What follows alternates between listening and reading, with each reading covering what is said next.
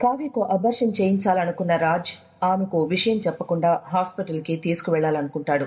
నిద్రపోతున్న భార్య దగ్గరికి వెళ్లి ఆమె కడుపు నిమురుతూ బాధపడతాడు. ఇంతలో కావ్య లేచి, నాకు బిడ్డ కన్నా మీరే ఎక్కువ అని అంటుంది.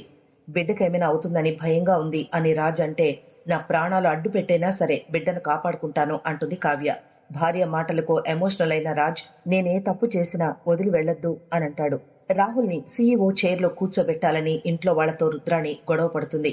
దాంతో రాహుల్ కి అందుకు అర్హత లేదని అంతా అంటారు. ఉదయాన్నే కావ్యను తీసుకుని రాజ్ డాక్టర్ దగ్గరికి వెళుతూ ఉండగా హారతి ఆరిపోతుంది. దాంతో ఏదో అపశకునం జరగబోతోందని అపర్ణ భయపడుతుంది. కావ్యకు చెప్పకుండా అబార్షన్ చేయిస్తూ ఉండడంతో కళ్యాణ్ పై అప్పు కోప్పడుతుంది. డాక్టర్ దగ్గరికి వెళ్లిన రాజ్ ఆమెకు క్షమాపణలు చెప్పి కావ్యకు తెలియకుండా అబార్షన్ చేయమని అడుగుతాడు. ఇదంతా గత ఎపిసోడ్లో హైలైట్ గా నిలిచింది. సెప్టెంబర్ 25వ తేదీ ఎపిసోడ్ 835లో ఇంకా ఏం జరిగిందో చూద్దాం. మీతో ఆ రోజు చాలా దురుసుగా ప్రవర్తించినందుకు సారీ డాక్టర్ అంటూ రాజ్ డాక్టర్ కి సారీ చెప్తాడు. నేను మిమ్మల్ని అర్థం చేసుకున్నాను, కానీ వాస్తవాల్ని గురించి మాట్లాడాలి అని అంటుంది డాక్టర్. మనసు ఒప్పుకోకపోయినా మీరు చెప్పినట్లు చేయడానికి నిర్ణయించుకున్నాను అంటాడు డాక్టర్. మీ వైఫ్ ఎక్కడా అని డాక్టర్ అడిగితే, తనని బయటే కూర్చోబెట్టాను. ఆపరేషన్ కి అన్ని రెడీ చేశారా అని అడుగుతాడు రాజ్. మొత్తం సిద్ధం చేశాం, కాకపోతే ఆపరేషన్ కంటే ముందు పేషెంట్ తో మాట్లాడాలి, తనను మెంటల్ గా ప్రిపేర్ చేయాలి అంటుంది డాక్టర్. దీని గురించే నేను మాట్లాడడానికి వచ్చాను అంటాడు రాజ్. తనకు అబార్షన్ చేస్తున్నట్లుగా నేను చెప్పలేదు అంటాడు రాజ్. ఆ మాటలతో డాక్టర్ సీరియస్ అవుతుంది. ఇంకా చెప్పలేదా? నేను తనకి ప్రాబ్లం మొత్తం అర్థమయ్యేలా చెప్తాను అంటుంది డాక్టర్.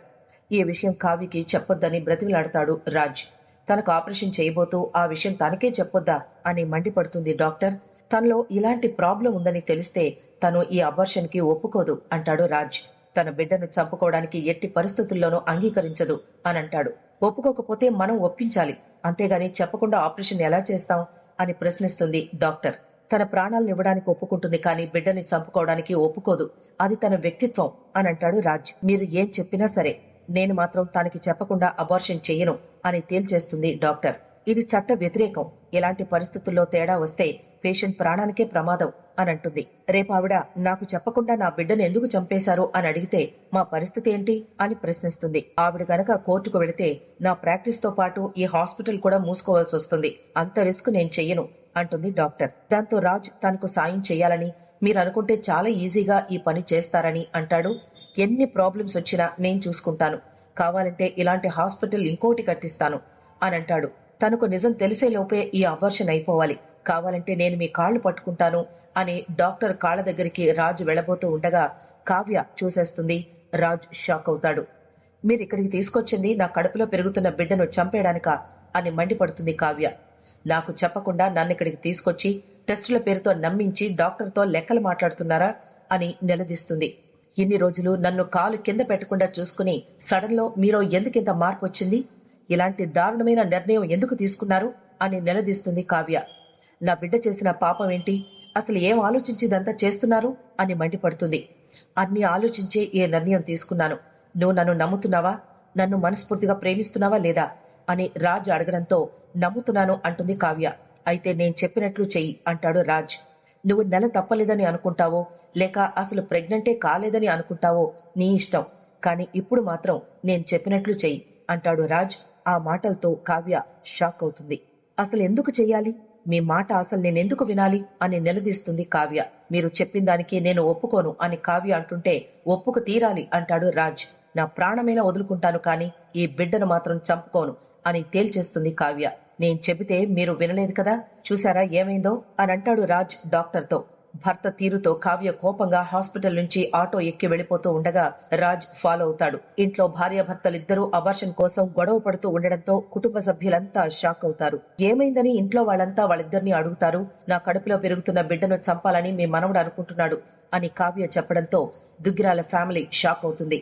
మాయ మాటలతో నన్ను ఆసుపత్రికి తీసుకువెళ్లి అబార్షన్ చేయించాలని చూశారు అంటుంది కావ్య.